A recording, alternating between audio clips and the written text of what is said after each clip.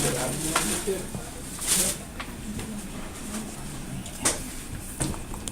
saw that before finding Nemo.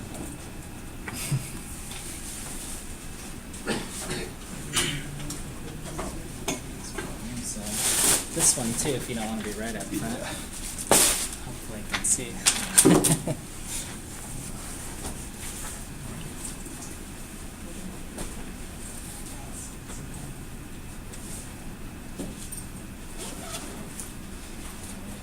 T-minus 2 minutes till we officially get started. Anyone have a good summer vacation? Co-ops? Or where did people travel? South Korea? For fun or for work? Or? For fun. For fun, okay, yeah. Cool. That might be the farthest travel award. Anyone go farther than South Korea? How about other folks? Any interesting co-ops or internships? So a few folks want to share. We are going to have a go-around icebreaker later. I think this is a small enough group we can do it. I forget, just to prime you, I think I'm going to ask you your favorite game or graphics or movie or something like that, so you can think about it.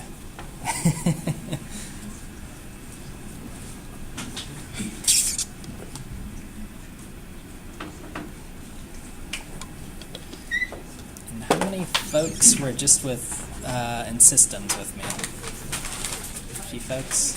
Okay. Yeah, fall and today, a few hours ago.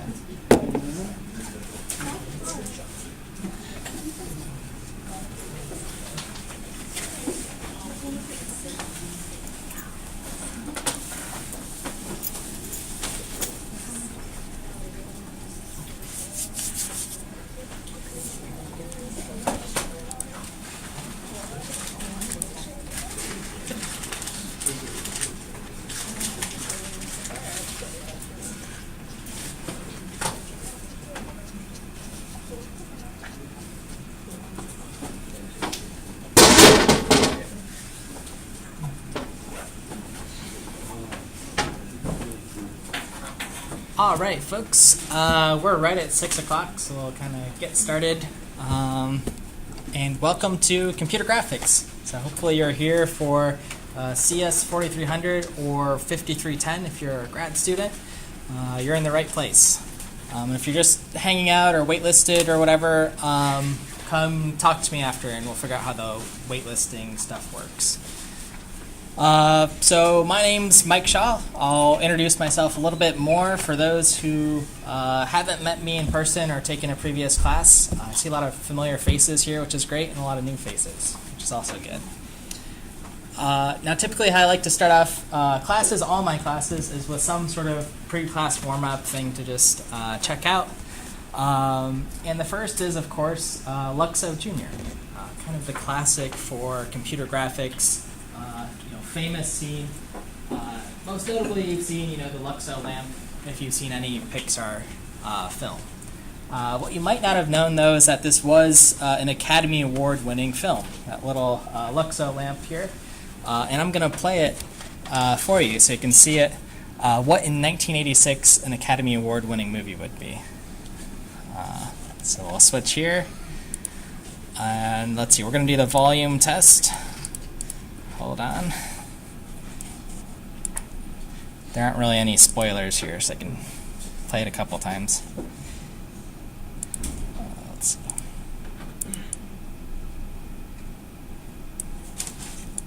Okay.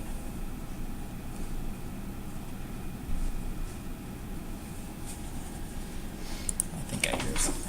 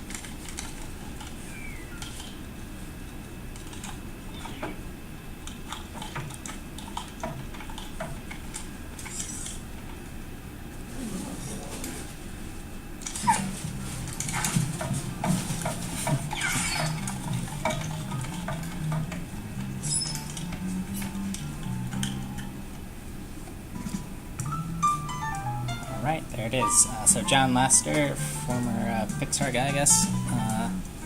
Bill Reeves, some of the modelers. And these were all the sort of Pixar folks here.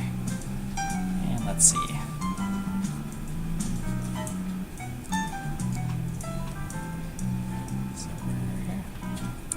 Alright, so there it is, 1986. They were doing some great stuff, just getting started with computer animated films. How many folks had seen that actual film before? Okay, good group, good. Alright, cool, so that's Luxo Jr., you've seen it now. And you know, typically you'll have some sort of feed or video throughout the graphics class, so that was our video of the day here. Okay, so one of the characters to know who is one of the influencers behind that video was Ed Catmull. And he's kind of our pioneer of computer graphics for today as well. He's president of Pixar and Walt Disney Animation, so he's still active. And he's won, I think, 5 Academy Awards for various movies. He worked on Toy Story, and he also worked on the first, I guess, 3D movie ever, which is just of his left hand moving around. So I actually haven't watched the full thing because it's not super interesting, but here it is. Let me see how many minutes it is. Okay, so they produced this thing. And what's cool, or the takeaway really, is this slide that it's the same techniques that we know of today. We've just figured out how to do them faster and better. So I'm just going to let it play for a minute or so. But this is taking us back to the 70s with Ed Catmull. Let's see, let's get to the interesting part. Okay, so University of Utah. If you don't know, we'll sort of talk about them throughout the class. Famous computer graphics department there. Probably the best in the world. Okay, ta-da!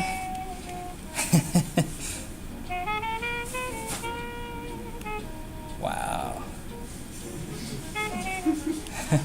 Incredible. Alright, so there it is. I'm going to kind of fast forward. So here's his actual hand, and they sort of drawn lines over it for how to design the actual shape, where to plot the individual vertices, connect them into edges, and make polygons that draw that figure. And that's essentially what we'll be doing in this class, figuring out how to pass a lot of polygons to recreate real-world shapes. Okay, so that's all I'm going to play of that. You can watch more later and see more of his hand, I guess. Oh, and a face, all right. Okay. So today's our introduction to computer graphics. We're going to discuss just a little bit about the APIs, what we're going to do, course structure, a little bit of history. Then we're going to actually start our first lab too, since we have this sort of 6 to 9 slot. That's like 2 classes in one, I guess. So yeah, it's a long haul, but we break it up with a lab, some activities. I think it's manageable. Folks who have food, that's great. Folks who want to bring food for next time, bring food. We'll try to manage that reasonably well somehow, since this is dinner time. Feel free to munch on stuff. Won't bother me. We'll just try to clean. But before I get started, I want to introduce our course staff. We're lucky we have 2 awesome TAs. Awesome to say their name, something about them, what they study, starting with Trevor. Hi, I'm Trevor. I am a 4th year computer science and game design combined major. I've completed 2 co-ops, one at Clipped, which is a advertising software company in Somerville. I did back-end web engineering there. And then a second one at Demiurge Studios, which is a mobile game company in Cambridge. I just finished that this summer. Doing general work there. Yeah, awesome. So we're looking forward to sort of learning more and having Trevor help us out. And then Karen, you want to introduce yourself? Yeah, hi, I'm Karan. I'm a grad student. I'm studying computer science. And I was the TA last year also, so I am a bit exposed to OpenGL. And I was I'm very grateful to to the professor for giving me the opportunity to be a part of the last class, and I hope you will all enjoy the class because it's really very different from the other classes that you must have taken. Yeah, awesome. I will second that. Yeah. we'll hope to make so. So they'll post their office hours, locations, and get that sort of confirmed on the website. Some of that might be posted, but they're here to help, so memorize their faces. These guys are good. Okay, so course staff, a little on the course structure and what this course is about, since I think it might be a little different than some other classes. Again, if you've taken something with me, you sort of know the deal. Maybe you've seen this slide before, too. So the course goals. Okay, so where this course lives, it doesn't live on Blackboard. I'm never going to touch Blackboard other than for your grades. That's where they'll be. But if you just Google my name or mshaw.io, that's where you'll find this course. So if you haven't seen any of my emails, that's how you'll get to it. There's stuff about me that you can look at, but most importantly at the top, there will be some link to the current courses, and computer graphics is up here. So we're going to go there, and then sort of navigate at the top is our syllabus and our schedule. This is where we'll spend most of our time looking when you come to class. You can click on one of these things, and that'll sort of dive you into the lecture. Some sort of recommended readings to do before class. Today is just sort of read the syllabus, make sure you understand anything. Slides for the class, if you want to follow along, you can click there. They'll always be posted about an hour or so before class. And this is where you'll find any in-class activities that we'll do. We'll always do one sort of simple one. Any additional lab instructions, code. I'm trying something new this semester where I'm going to try to write most of my lectures in note form. Some folks like that with the slides. So we're just going to see. Hopefully that'll just be another supplemental material. I'm not making any promises I'll do it forever, but I'll at least write something that's helpful and try my best. Then as some folks noted, these lectures are audio recorded, so there's no camera if you're worried about that, but I will post the audio recording on the website sometime, a day, like maybe right after class or a few days after class. So if you want to rehear something, if you were sick that day, whatever, that's an option. And then finally, any helpful resources. And these I constantly add to. If you guys find great links for classmates, I'll add those as well. Okay? So this is sort of what you'll get used to seeing one of these pages per lecture that has information on it. Okay? And then just fun stuff at the top. Okay. So other stuff, so that's sort of, this is where we'll live in these things, and these will become enabled week by week. Let's see, looking ahead on the calendar, Wednesday, September 26th, I'm going to be at a conference talking about OpenGL stuff, which is cool. So tentatively, I'm going to pre-record the lecture, or you'll just have an in-class lab. I'm trying not to cancel any classes the best I can, because occasionally I get sick and that kind of stuff, so I don't want to cancel anything I can't avoid. So we'll talk about that as we get closer. And then if you notice, we go down the schedule, there's nothing during the finals week. We will have a sort of final quiz somewhere towards the end, but we're done December 5th. That's our last class. So if you need to make travel plans or whatever, that's when we're done. So let's see. Okay. On to the syllabus here. So I want to get everyone kind of in the loop. Here's what we'll be. Piazza, you should have been added already. I've opted you all in. So definitely check that out. Post as liberally as you want on it. An active Piazza is always a good sign to me. So that's that. This is me, my email, and my sort of how to send an email. My only thing here is I usually don't check email on Saturday. I have to escape. But otherwise, email me. Here's a little structure you can use if that's helpful. Office hours for me, Thursday 2 to 5 is the plan, but I'm always available by appointment. So if 2 to 5 you have another 3-hour block class and can't make it, send me an email. And I'm in Nightingale Hall.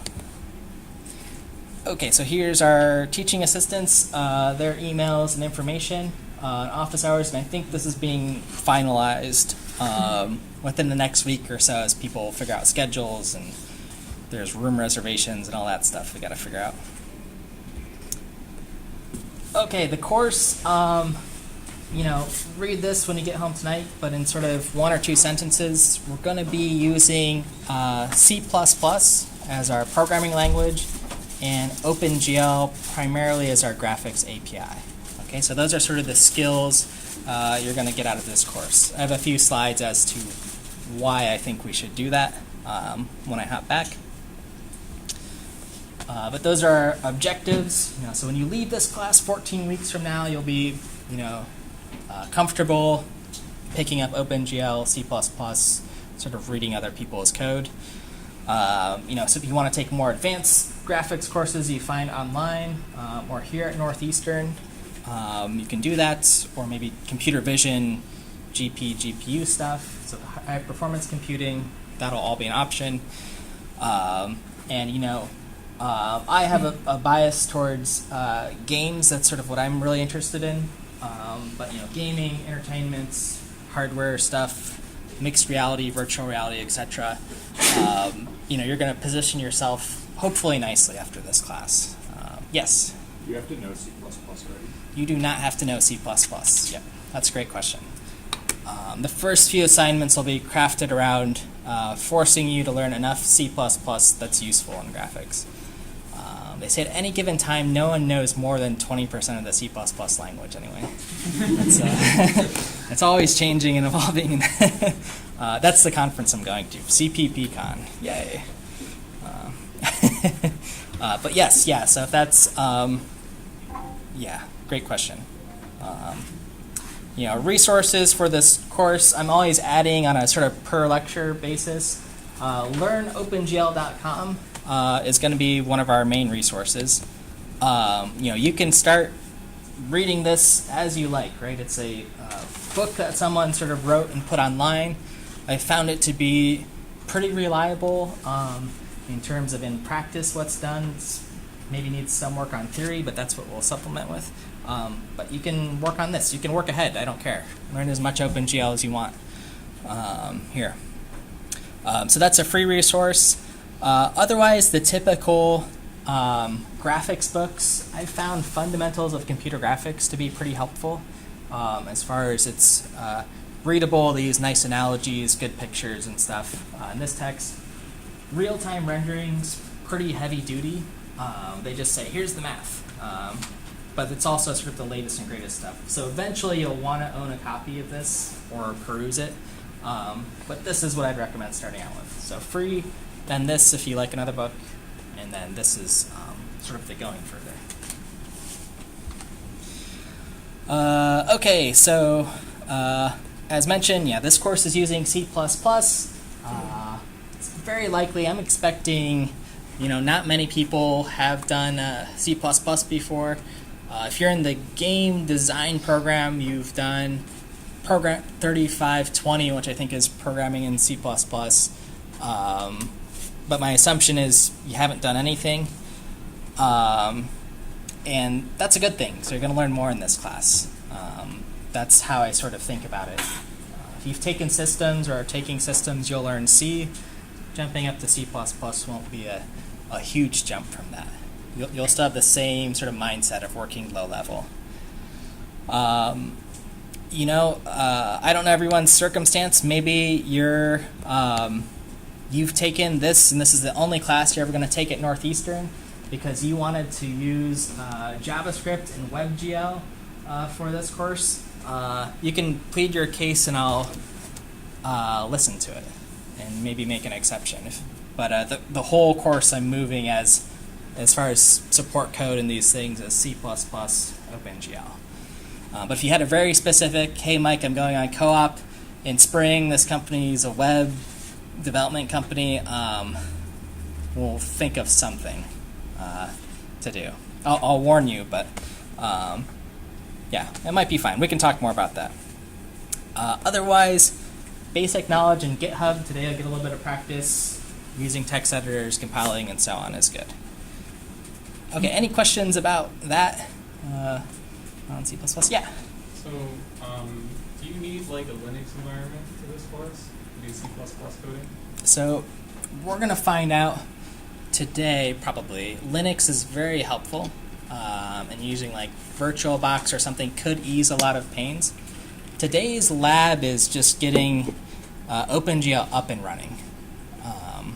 Depending on if you're on Mac, I think I have instructions that are make this easy. If you're on Linux, I think I have instructions that make it easy. If you have Windows, I think it gets hard.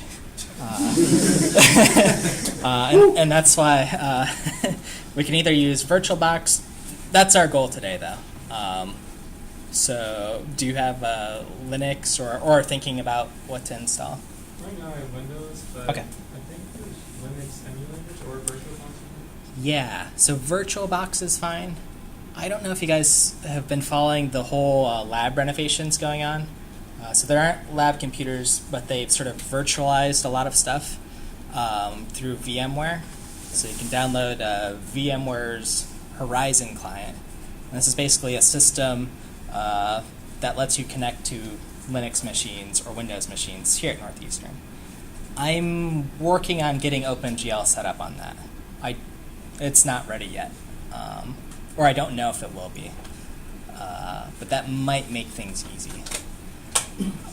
Yeah, Anthony. I'm assuming like SSHing into the CCIS servers won't work well. Not yet, because we need some graphical environment.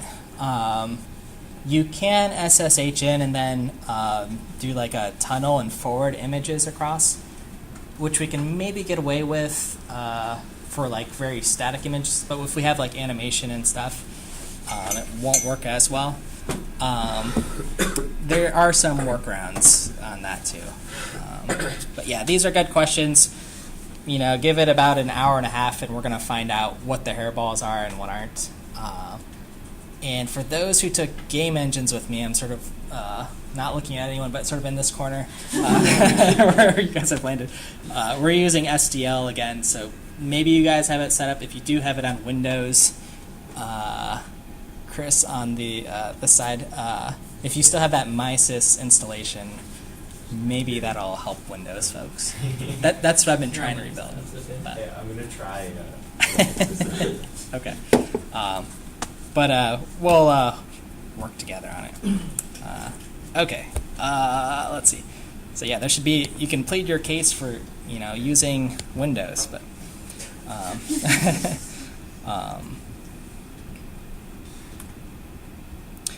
let's see. Actually, if you have Windows and Visual Studio, I have instructions that seem to work pretty well. So you should be fine. Yeah, we'll get there. Where did I skip? Okay, academic integrity and non-discrimination. So this is a safe space. It's always worth knowing about these policies. I think we're going to have a friendly group here. So I don't foresee any problems, but be nice to each other. This is a pretty non-competitive class you'll find, so helping other people will be to your advantage in every way. Academic integrity, don't copy code or whatever. Cite your sources. Don't cheat. Otherwise, you get a 0. But again, I don't think we'll have problems with this. And you can't really Google for my assignments because they don't exist yet. So, or publicly on the web. Makeup stuff. Let me know if you have any like varsity athletics, conferences, whatever, university events. If there's other life events, just email me and we'll take care of them. You can't ask for extensions just because it's not fair to your classmates. And I have a hard time saying no very often. You guys are all very convincing, but I'll try to, keep us rolling here. Again, just email me if there's anything we need to take care of.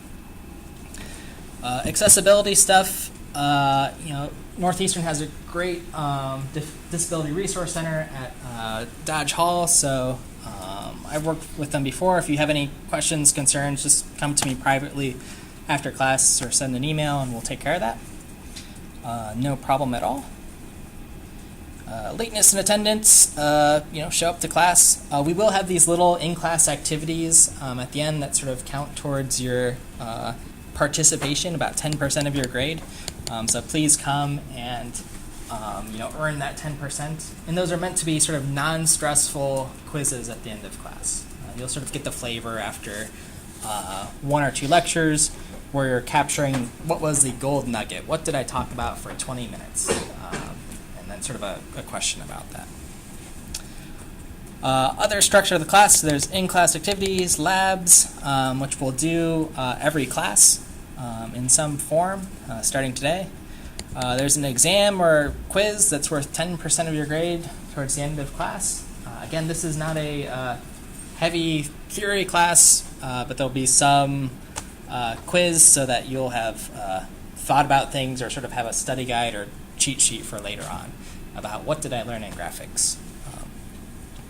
But otherwise, most of this class is based on the assignments, 55% here, and then you'll have a final project, which is of your choosing. Labs are done in pairs, assignments are done in pairs, final projects can be done in pairs.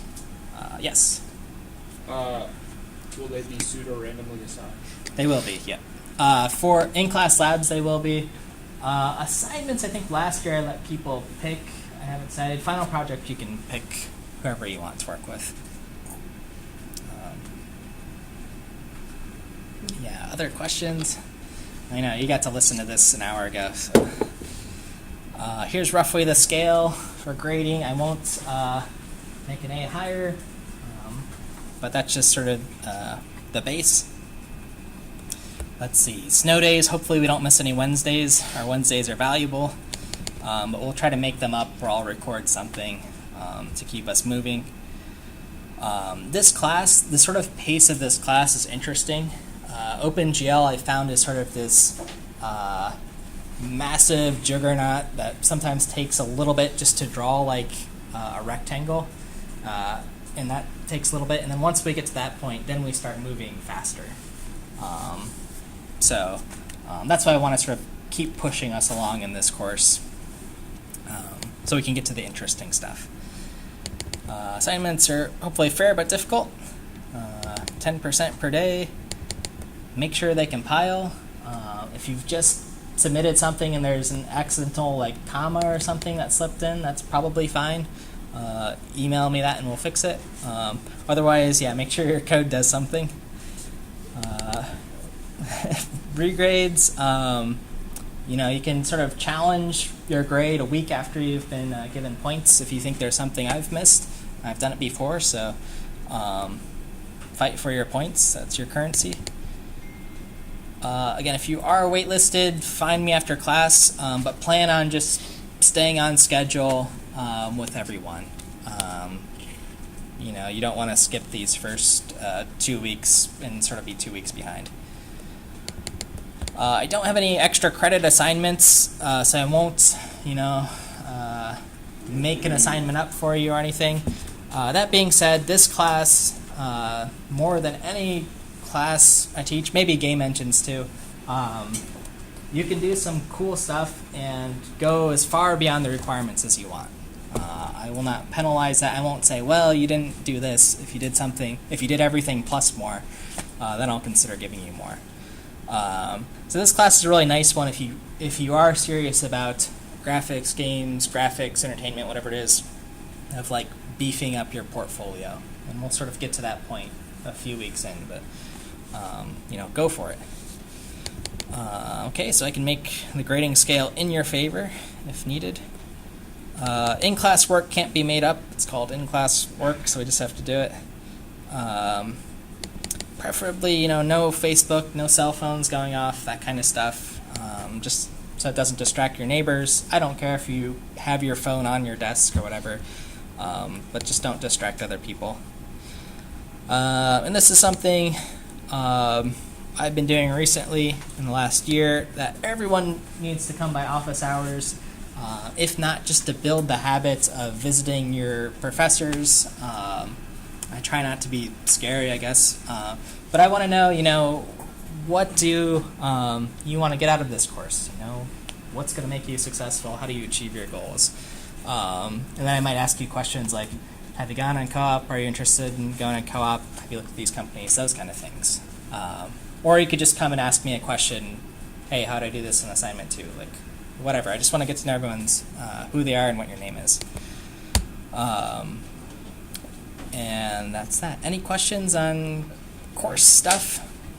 Yes, yeah. I'm sorry if I missed it, but how often do you find yourself assigning like out of class work? Out of class work. Last term, I think it ended up being like one assignment every 2 weeks. I think that cadence is going to increase to like one every 10 days or something like that. So I expect 9 to 10 assignments. Maybe that's including the final project. Yeah. There's a question up here.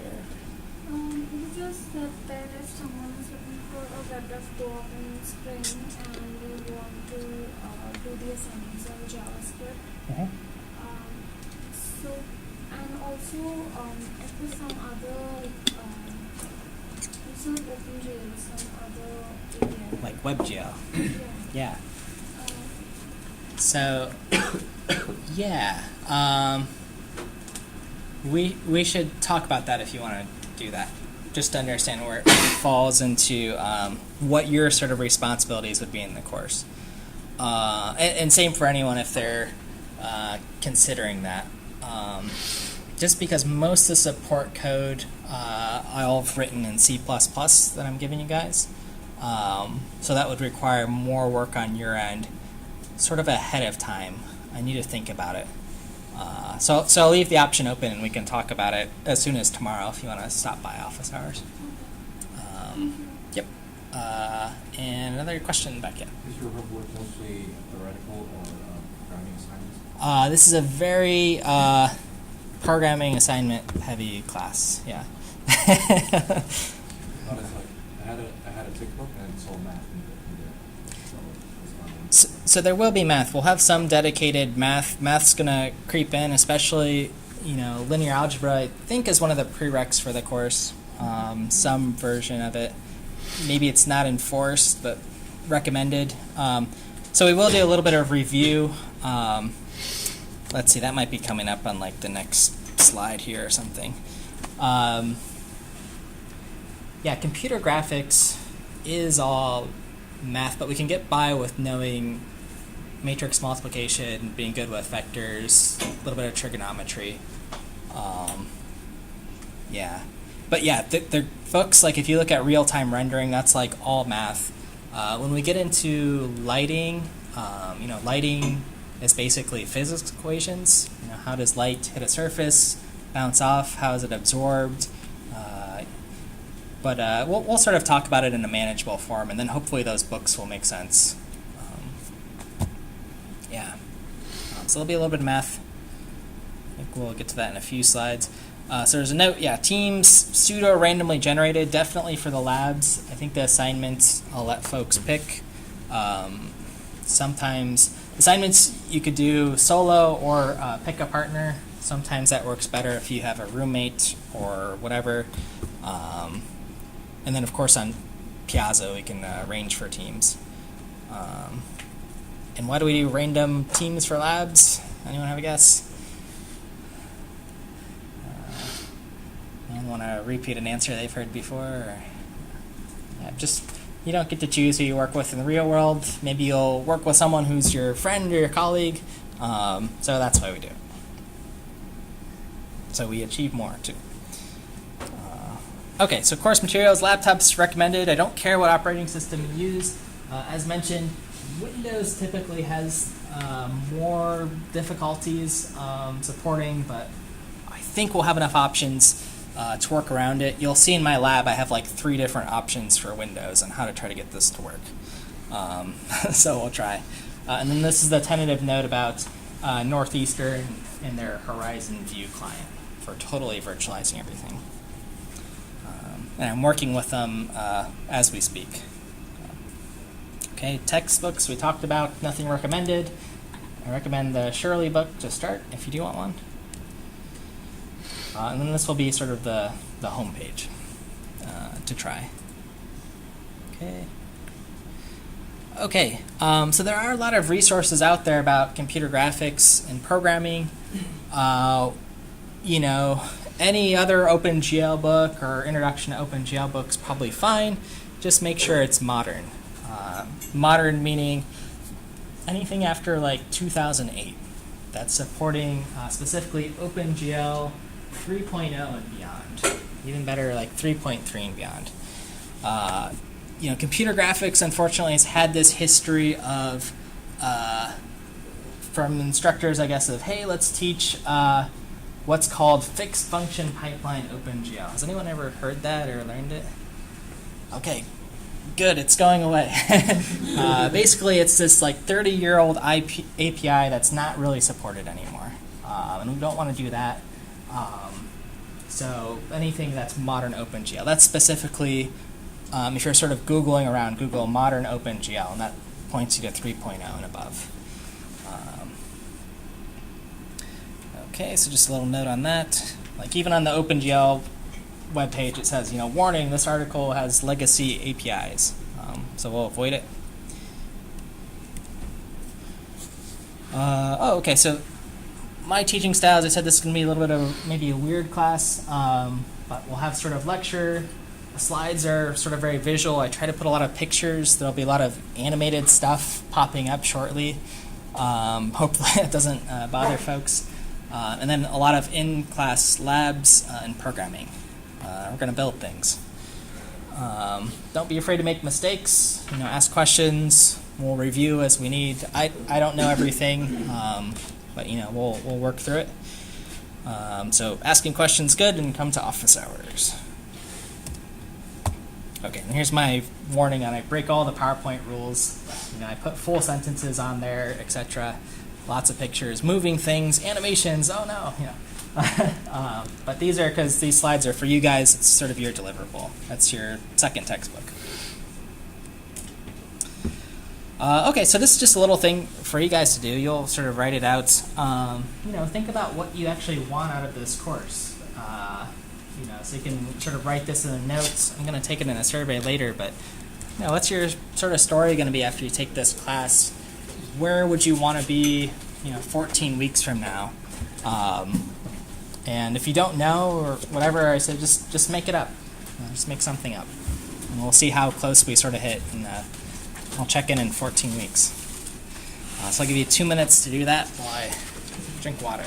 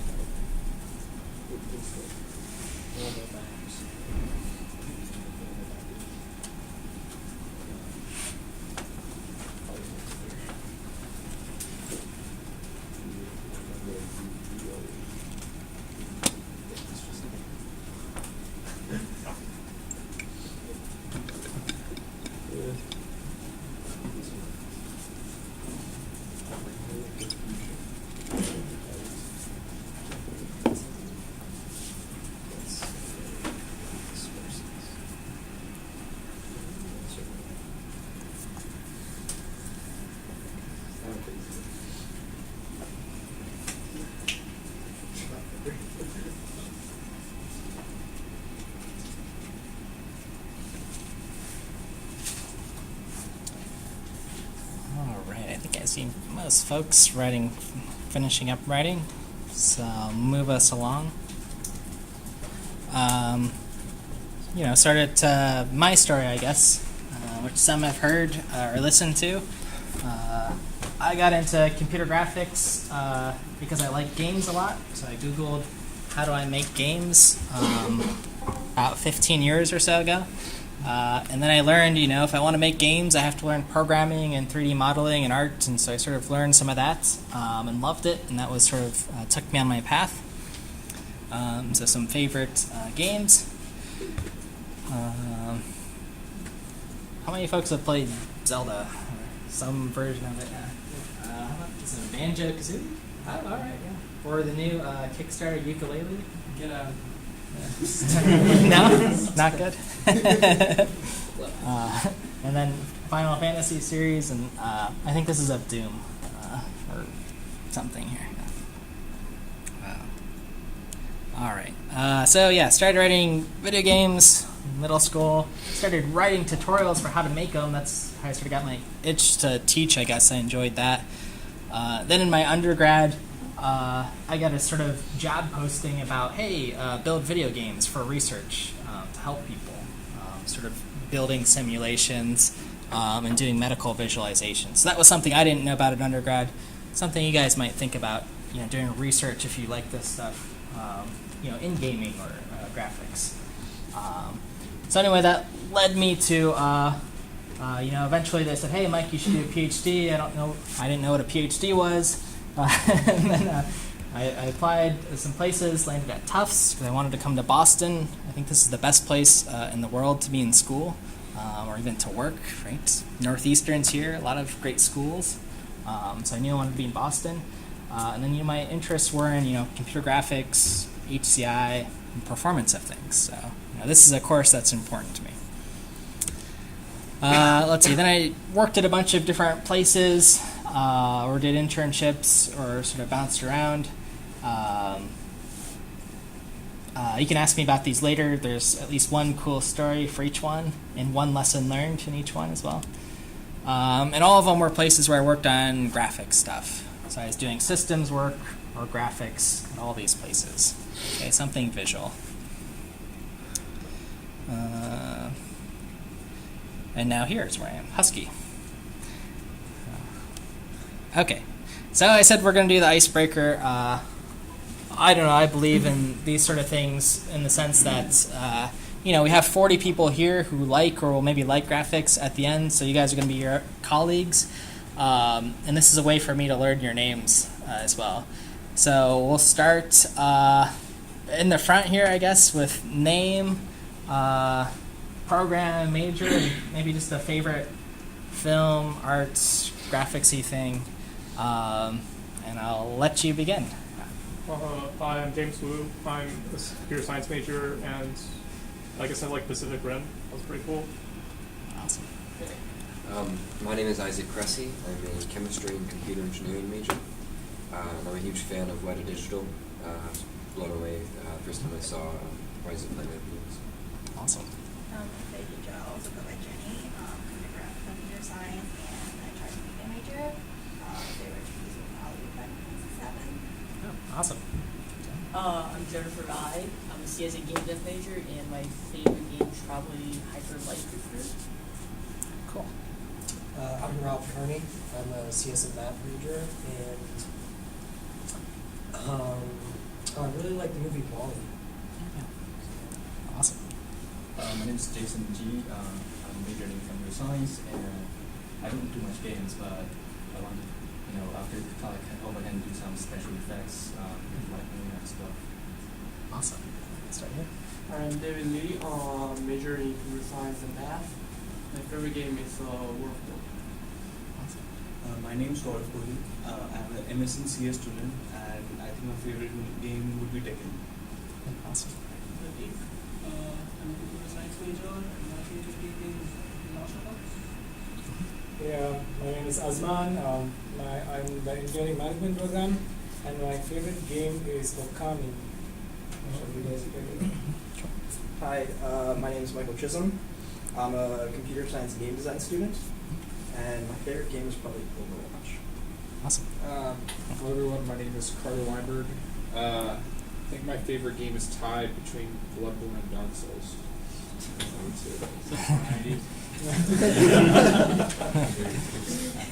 Hi, my name is Nadia. I'm undergrad in computer science and mathematics, and my favorite game ever is Binary Isaac. Awesome. Hi, my name is Shadi Tiwari. I'm a computer science major. I'm a computer science grad student. I really like the movie Studio. My name is Ravina. I'm a CS and math major with an animation minor, and I don't really play a lot of games, but my favorite Pixar short is Piper. I'm Eric Van Greek. I'm a computer science major, and I would say favorite game, Half-Life. My name is Jenny. My major is computer science combined math. My previous favorite game was Overcooked. What's your favorite now? I don't have favorites. Oh, okay. Yeah, my previous one. My name is Sophia. I'm a computer science combined math major, and I don't really like playing games, but I'm doing based media. My name is Emily. I'm a CS and music technology major, and I really like to make films. Awesome. My name is Philip Mann. I'm computer science and math. My favorite game, I really like Portal for the gameplay, but my favorite graphics would probably be Witcher 3. Yeah. Hi, I'm Jen. I'm a computer science and media arts major, and my favorite research project is called Hey, I'm Jillian. I'm a computer science and design major, and I like to be a fan of media. I'm Rick. I was a computer science major. I don't really play games, but sometimes I'll play all the games social media and Cool. All right. I'm Jack. I'm a math CS major, and I really like graphics and Journey for PS3. I'm Jay. I'm a computer science and math major. I'm Shamajan. I'm math CS. Everything's Assassin's Creed. And then CS math major, my favorite game is mine. I'm Kevin, CS and math, and my favorite game is Cave Story.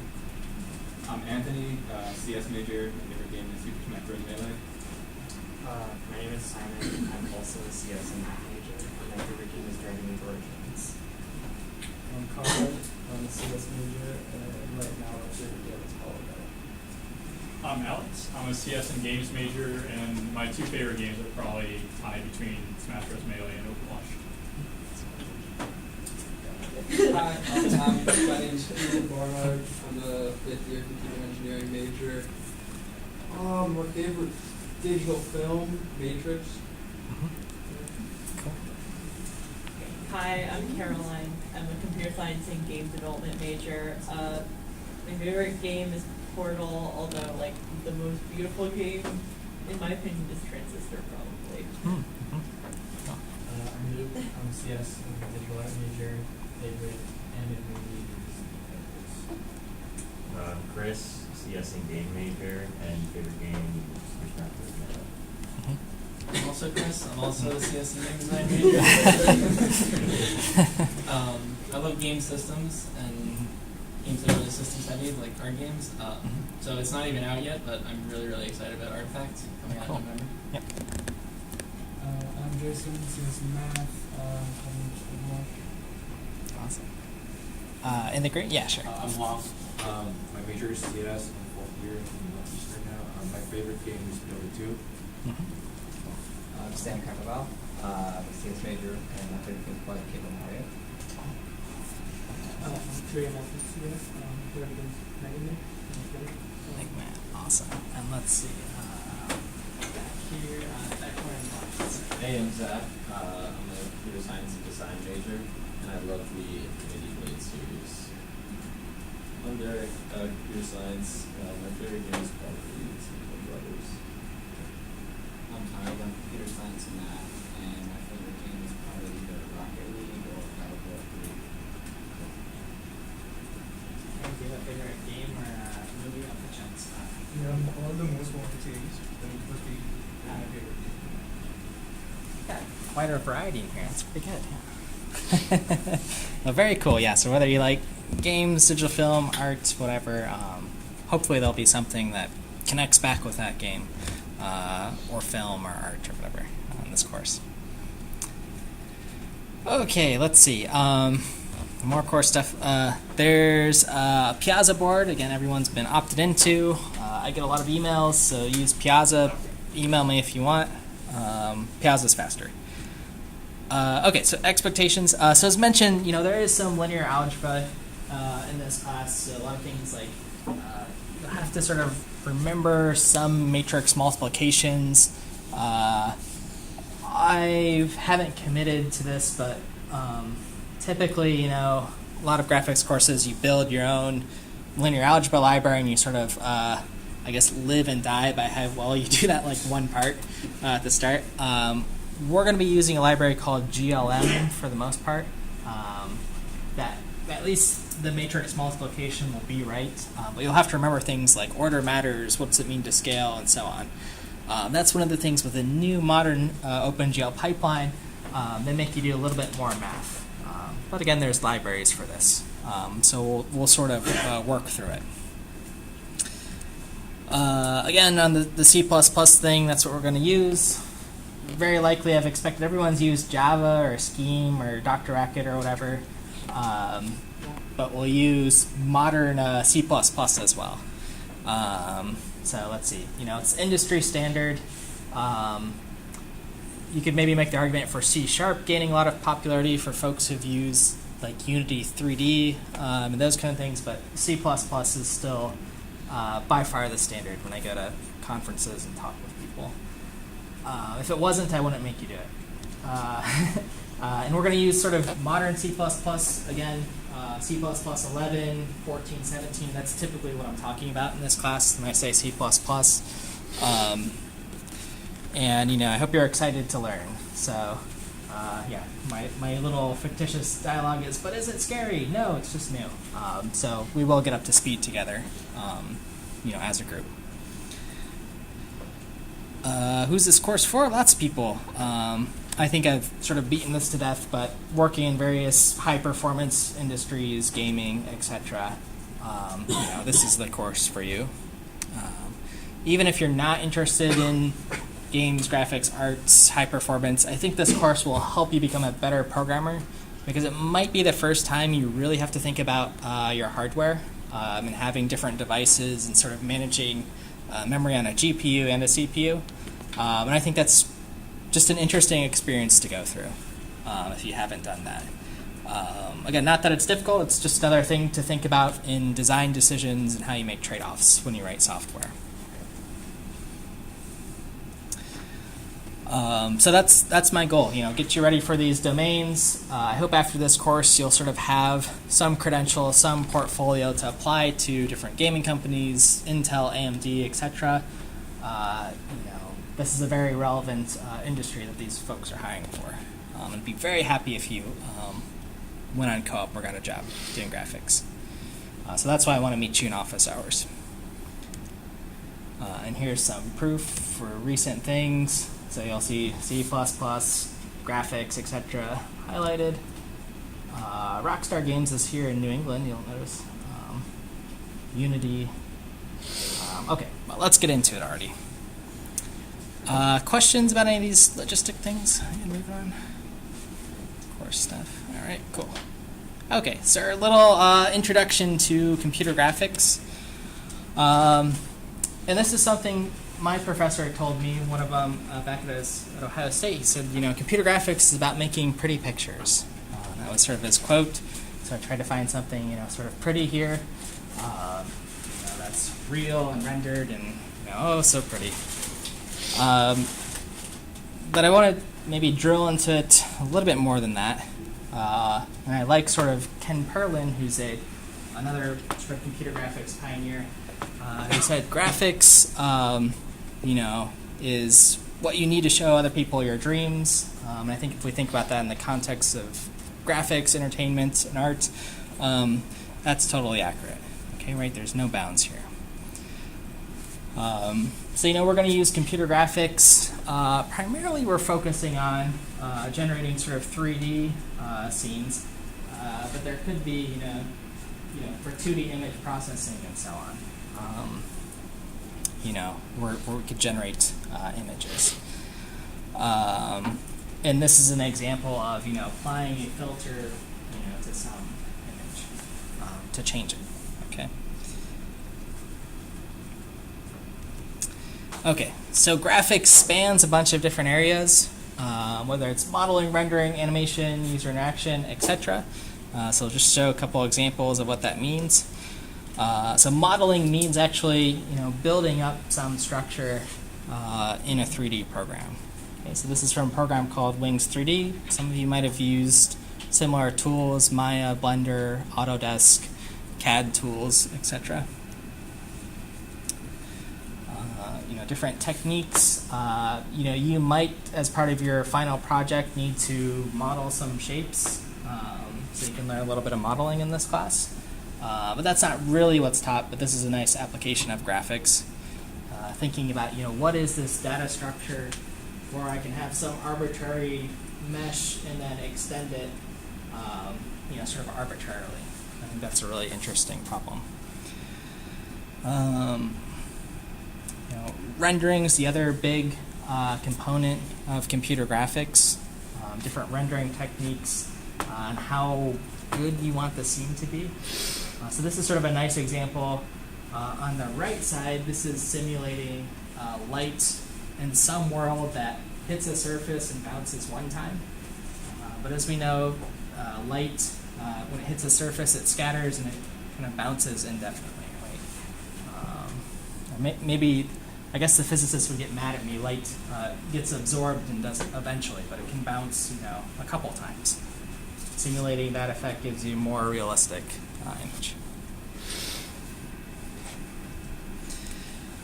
And then we're going to learn a lot of sort of graphics or rendering tricks. This is something called normal mapping on the left, or displacement or bump mapping. I've got some flat surface, but by using a little graphics rendering hack, it looks like it's kind of bumpy here, right? Based on how light would hit this surface. So these are kind of cool hacks here.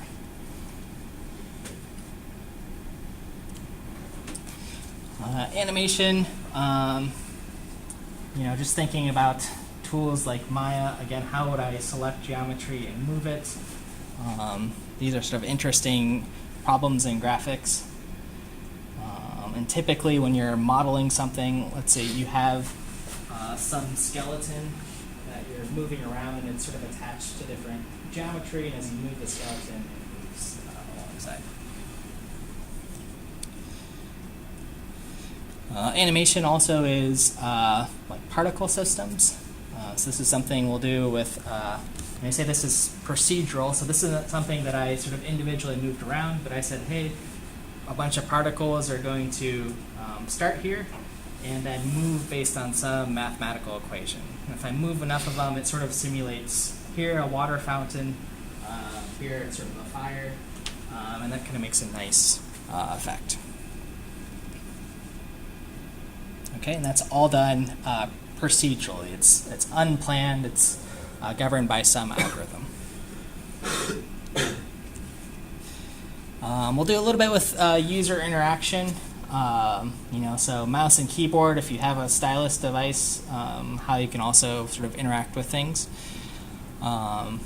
Typically with a trackball, so I move around some other shape and it manipulates something else.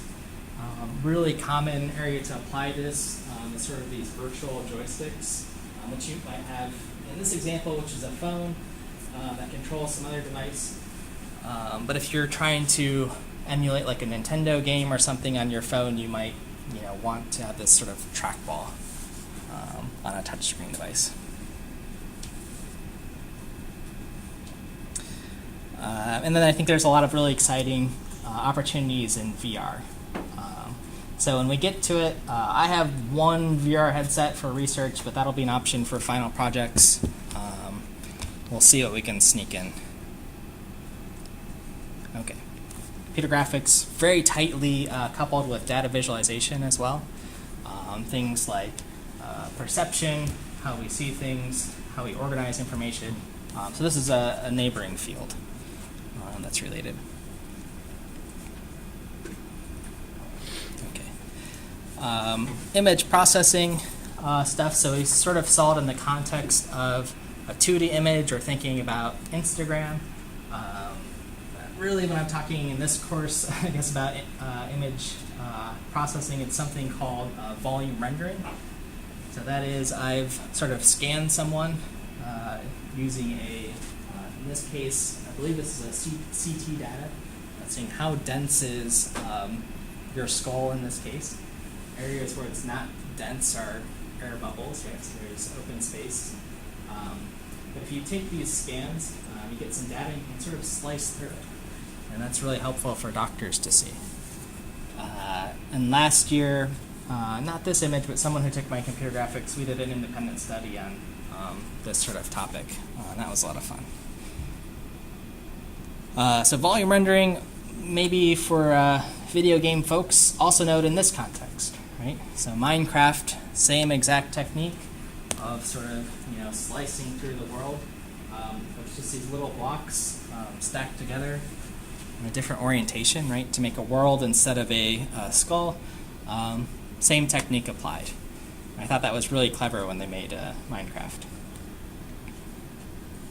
And you can kind of follow the animation of things stacking up in the world. Okay, and finished. Okay. More image processing stuff. This is sort of where we're going to start in the course, how to parse and render an image file. Because that'll be sort of our input data for a lot of things we do in graphics. So we'll get familiar with some image processing.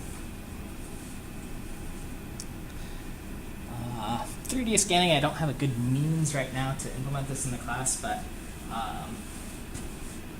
I think this is another example of sort of, instead of a CT scan, it's just some device measuring where something falls in space and rendering it, again, as little points.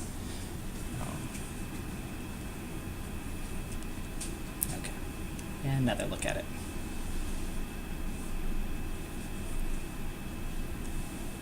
Okay, so lots of different domains we can work in when we're talking about computer graphics. And there's two really use cases of the stuff we're going to learn. One is what we call sort of interactive computer graphics. So that's video games doing stuff in real time. I press a button, something moves, and so on. But there's what's called offline graphics, which is something that's pre-rendered. Okay, that's every Pixar movie you've seen, right? You don't get to change the story. But they're sort of doing these intense calculations to generate a really realistic image and put that on a screen, one at a time. Okay, so that's offline rendering. So again, interactive computer graphics, right? Things move, things are changed based on some rules from some input.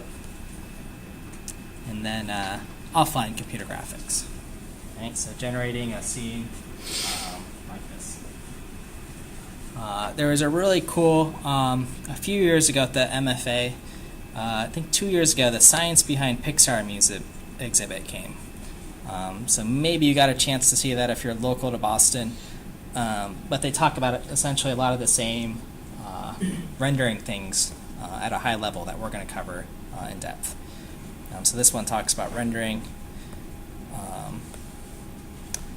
and I'll frequently post some stuff from that.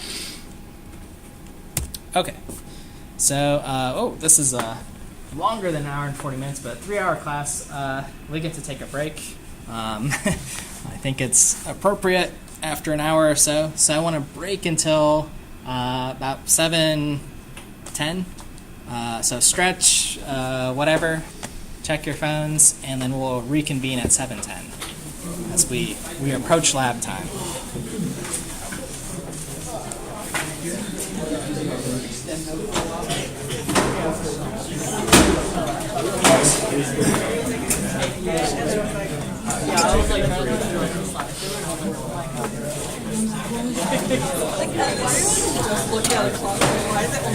Just got a line here. Hi there. Oh, sure, yeah. I'm not able to extract this folder. Okay. Is it because it's a very huge file? It is big. Yeah. Oh, this is on like some website. No, this is a tool in G Drive, but I'm not even able to do it. So if you do the extract now option, it doesn't work. No, it's not. Huh. So you can do it here, yeah, just manually.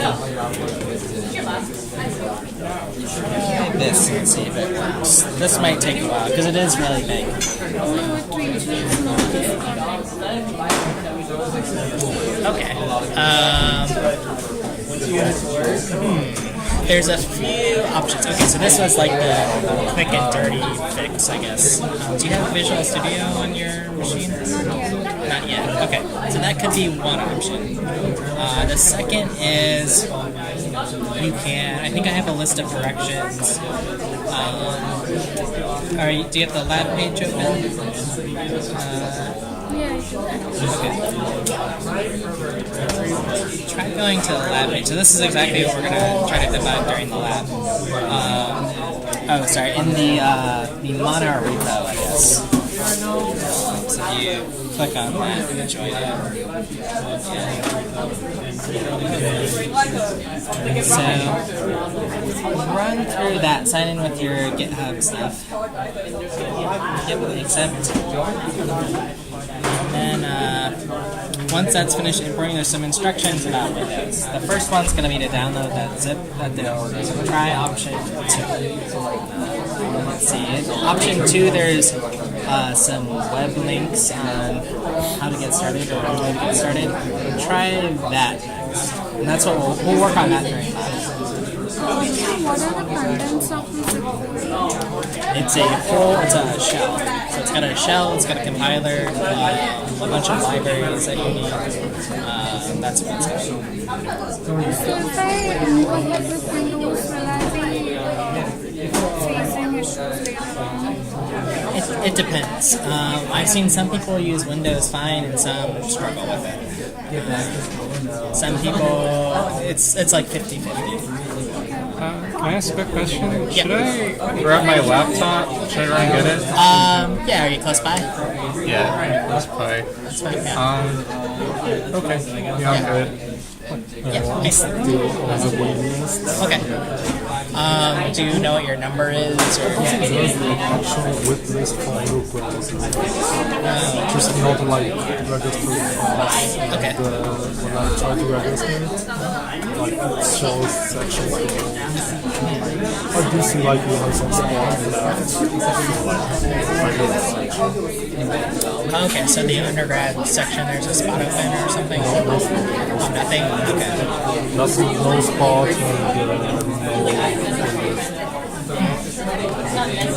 Okay. Who's your advisor? Is it Danny or Jessica Spies or? Send her an email. Yeah, already sent her an email, but what is she saying? She's so busy, she didn't have a chance to. Okay. Because it's up to, so I can't like add people. She has to do it. She'll have information, I think, about like what the wait list is, if we can have more people in the class, that kind of stuff. So if she doesn't answer you by, I don't know, tomorrow sometime, just send another email Friday, then we just have to sort of wait, and then you just have to like keep attending, I guess, until we hear from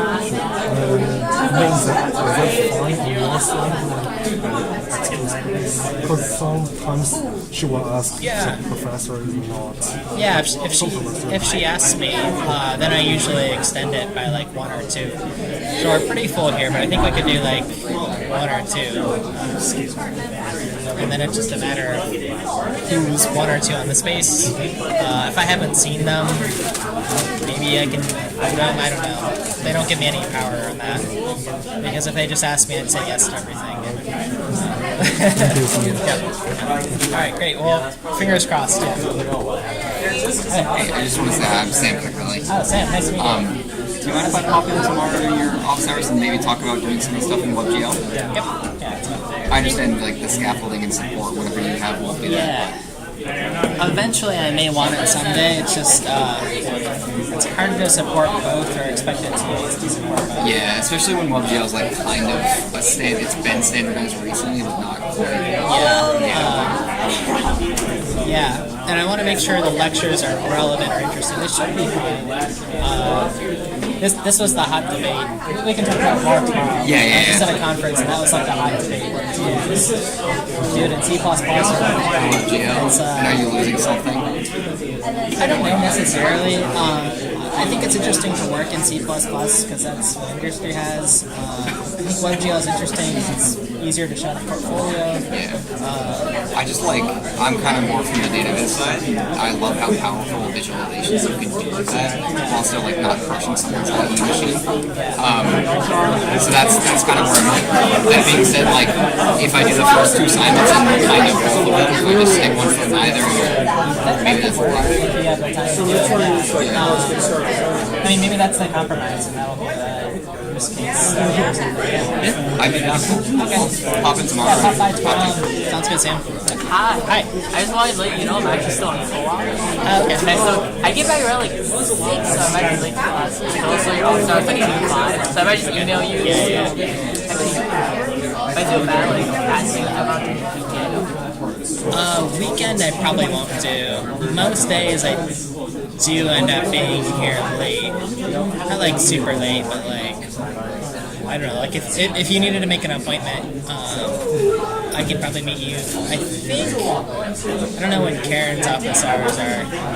They might be late, so just as the semester goes, but we can still do by appointment. Yeah. Where are you on co-op? Turbine, where Theo works. Actually, yeah, because he mentioned, so I applied, and then I contacted him. Now I'm working on the same team with you.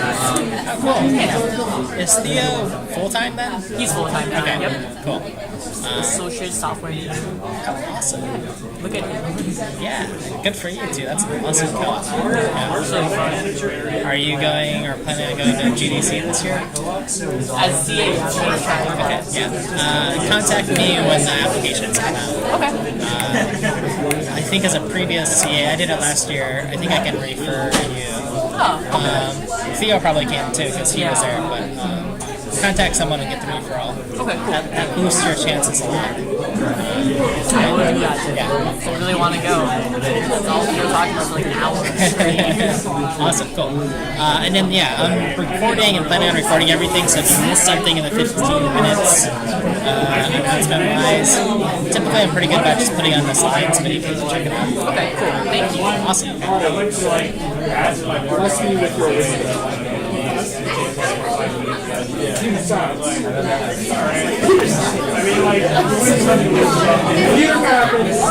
computer system.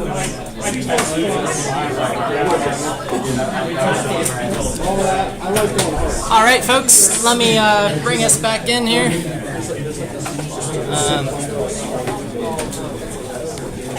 Let's see. It's all C++. We'll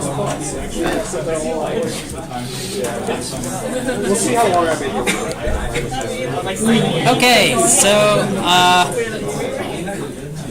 I'll move to the next segment on sort of introduction to graphics APIs. API being application programming interface, some library or set of libraries that folks have built for some domain-specific need.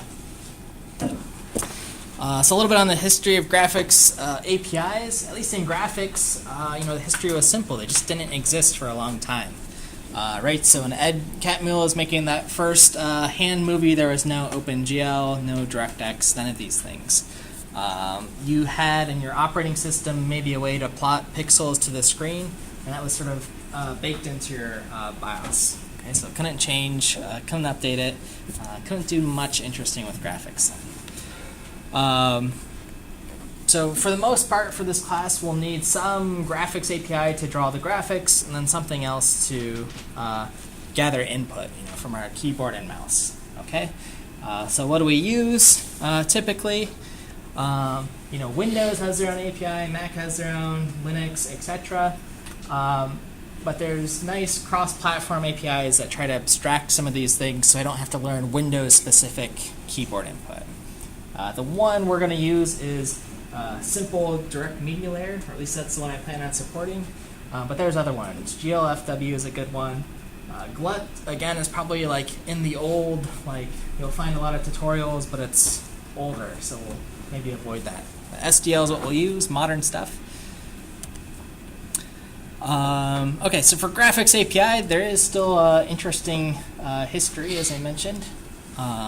Here's what it sort of looked like in the early 80s without any APIs. Battlezone was like the first big, wow, you can do things in 3D.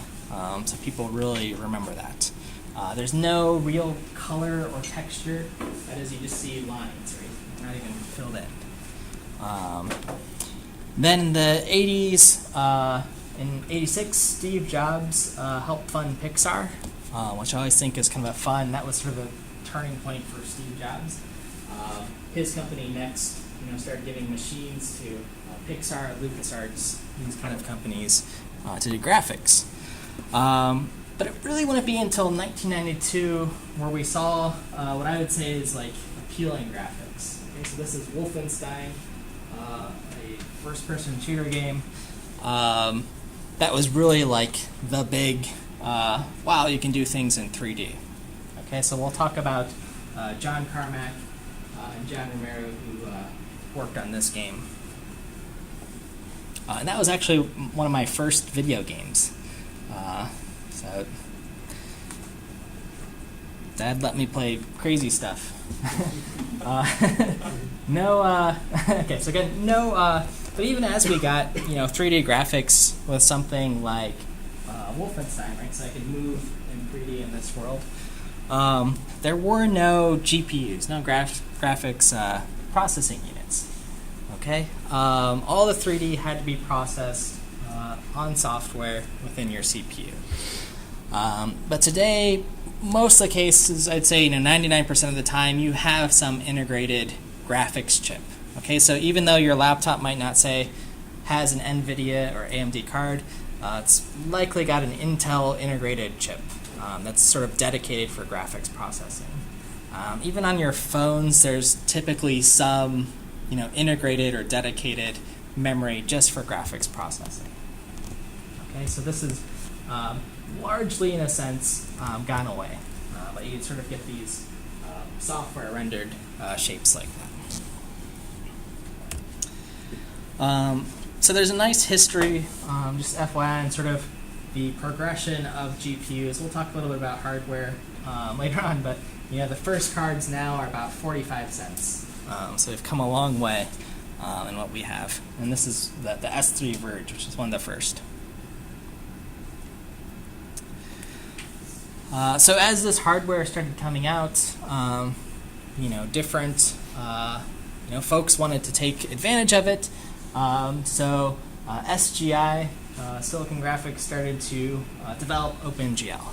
Okay, the API was nice because it supported multiple platforms, meaning Apple, Mac, Linux, consoles, etc. Version 1.1 came out, and that was an old fixed function pipeline. Then version a few years later, in the early 2000s, 1.5 came out and started giving something what we call OpenGL extensions, so extending some capabilities, and what are called shaders. Shaders are one of these sort of confusingly named things. Shaders are actually programs that do some sort of graphics or compute task. But by version 2.1 of OpenGL, we started moving away from this fixed function pipeline into what is a programmable pipeline with what's called the GLSL language, the OpenGL shading language. So a sort of specific language for programming on your GPU. Okay, we're going to discuss those in a few weeks, but those are called vertex and fragment shaders. So a way to program how does an individual vertex move and how does an individual fragment move. You can think of a fragment as a pixel, or what's the final color of some pixel. This is where we sort of are now, version 3.3/4, where we're getting rid of the old stuff and we have to use these shader programs. Okay, so not only are we going to learn C++, we're going to learn the GL shading language, which is basically a little bit of C. And then now we're on to 4.6 and onwards in 2018. Okay, so this class's graphics API, we're going to do things primarily in OpenGL. We are going to start off by building a little software rasterizer. Actually, though, because I can't think of a better way to get the fundamentals down. It's sort of comfortable for learning C++ to implement this, and a lot of the things we need to do. A lot of people, I don't know about a lot, but folks will maybe jump into OpenGL but not understand the fundamentals of how do I draw a shape and rotate it on the software. Now, if you understand that, that's all that OpenGL is doing. It just does it on the hardware. Okay, so I think that's going to be a really valuable and maybe a unique part of this course that other folks aren't doing in graphics. So that's sort of, so we'll do sort of the old, what we did yesterday, the fundamentals, OpenGL, what we need today, and then a third sort of API for ray tracing. Ray tracing, again, is this idea of simulating how light moves in an environment. This is what people are projecting as the tomorrow of graphics. I was just at a conference called SIGGRAPH. It's the big computer graphics conference. And they made a big announcement from NVIDIA that they're going to have special hardware that supports ray tracing. They've been talking about this for like 20 years. This is the next thing. This is the next thing. So it might be the next thing. This is very common for like Pixar films and stuff use this technique, but to do it in real time could be a new thing. Does anyone know what that new piece of hardware from NVIDIA is called, or their architecture? I don't know if anyone saw. The 2080, like that's the part, isn't it? Maybe the 2080, yeah. But they call it the Turing like architecture, I guess. Yeah. And basically it just has some specialized, dedicated processing units, heavily optimized for ray tracing. I think they still probably cost like $1,000 or whatever, but they'll come down. Okay. So OpenGL, our tool of choice for the bulk of this class, stands for Open Graphics Library. It's not, open's a little misleading, it's not open source, but it's an open standard, meaning Apple, Microsoft, AMD, everybody sort of contributes and says, what would a really good graphics API be? Okay, and that's sort of how OpenGL has been developed. And then from there, it's up to companies like NVIDIA, Intel, Qualcomm, etc., to hire good engineers and implement what OpenGL said, hey, this is the spec. When you draw a line, it means to do this. Okay. So a little distinguishment there. That's a little confusing.